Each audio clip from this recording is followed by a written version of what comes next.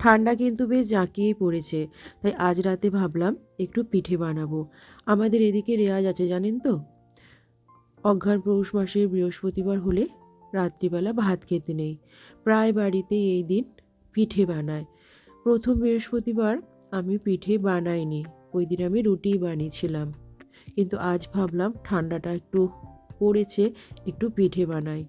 তাই আমি পিঠে বানাবো বলে দুপুরবেলায় নারকেলের ছাই মেরে রেখেছিলাম, আর অল্প একটু বাঁধাকপির তরকারিও বানিয়ে রেখেছি।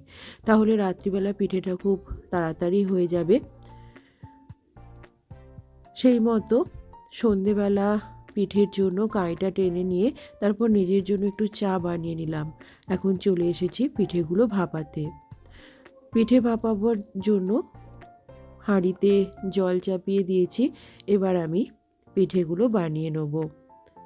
দেখুন পিঠেগুলো বানানো হয়ে গেছে। এবার আমি পিঠেগুলো হাঁড়িতে দিয়ে দেবো। একসাথে সমস্ত পিঠে দেবো না, অর্ধেকটা দেবো, আর খুব ভালোভাবে ভাপটা ওঠার পরে বাকি অর্ধেকটা দেবো। একসাথে সমস্ত পিঠেগুলো দিয়ে দিলে পিঠেগুলো যখন হবে তখন না ভেঙে যাবে। তাই অর্ধেকটা পিঠে দিয়ে যখন ভাপটা খুব ভালোভাবে উঠে গেল, বাকি পিঠেগুলো দিয়ে দিলাম।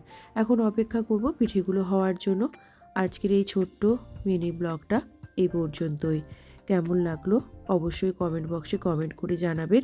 যদি ভালো লাগে চ্যানেল সাবস্ক্রাইব করে পাশে থাকবেন।